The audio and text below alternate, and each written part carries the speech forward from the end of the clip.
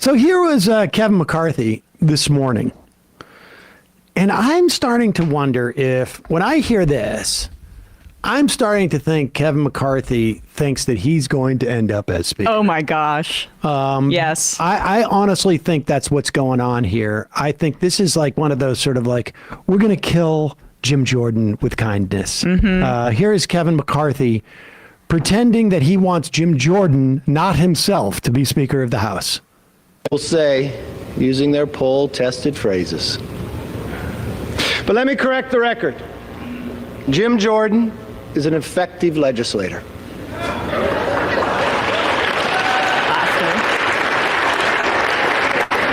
I want to correct the record too. I want to make the record straight. I did not hit my soundboard. That was not me adding that laughter. It was literally the laughter of the Democratic lawmakers. And I will tell you, I suspect there is not a single Democratic lawmaker who wasn't sort of at least of two minds about Jim Jordan. They think he's a horrible person, but also realize, like, God, if we could run against this guy. The target rich environment. I mean, this is like, you know, Republicans have always been very good about like Nancy Pelosi and San Francisco politics, right? Yeah. Gay.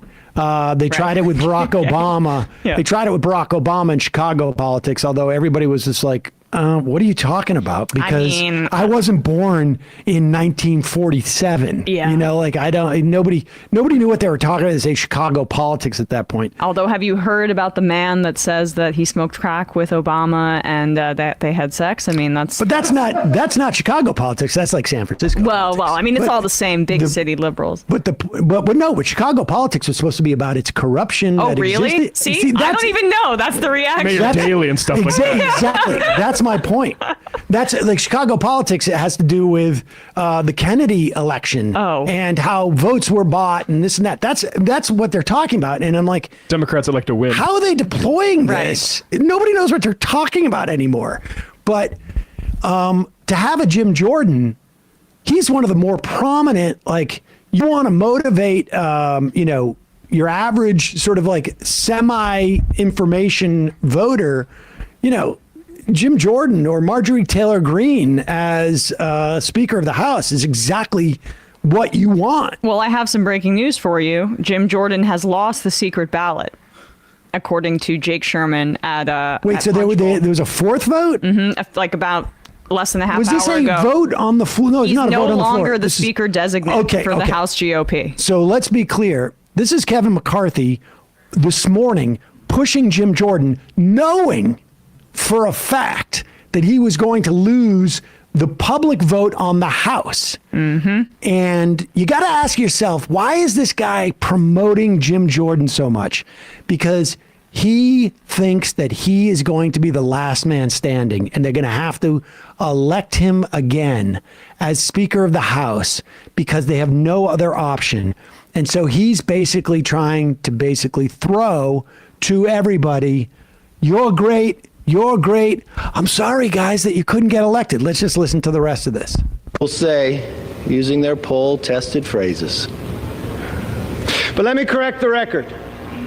Jim Jordan is an effective legislator.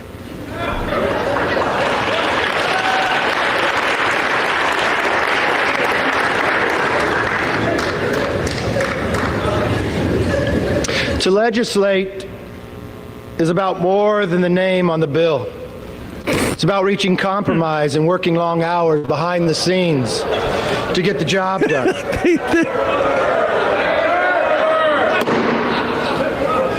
The House will come to order. Could everybody please stop laughing at Kevin McCarthy?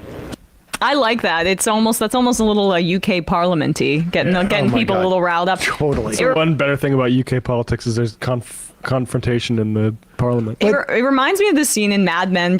Indulge me for a sec, when they're trying to get to make the Jaguar car dealer guy happy, the really despicable guy, and Don does a pitch to the executives about how you got to listen to him. We should do radio ads. Every Jim and Joe on off the side of the road buying discount Jaguars, and he's ostensibly making a pitch about what the Jaguar dealer guy wants, but he's really saying behind the scenes, underneath the smile, that, oh, you're going to make this a product like very, cheap and pedestrian gross, in the way that you don't want it to be. And so that's what he's doing there, saying knowingly false things about Jim Jordan. We can look up his legislative record. He is not an effective lawmaker by any stretch of the imagination. I mean, what's the total of bills he's gotten passed?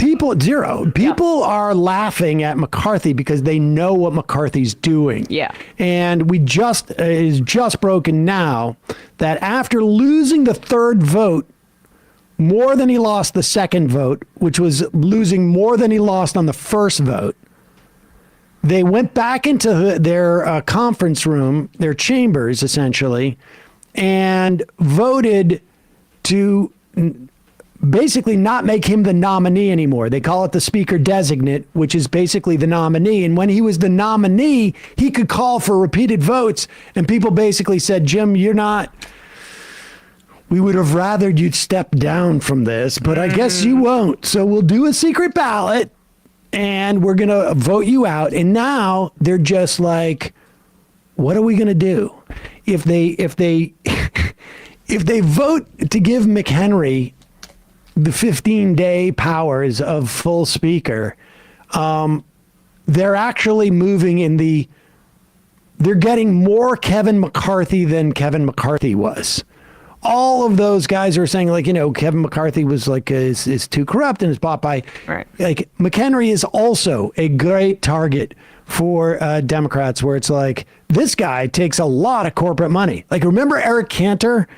There's a reason why Eric Cantor lost to a guy named David Bratt, who's not even in the House anymore. Mm-hmm. 6 years ago, was it? 8 years ago? He was going to be the next speaker. 2014. And he got taken out.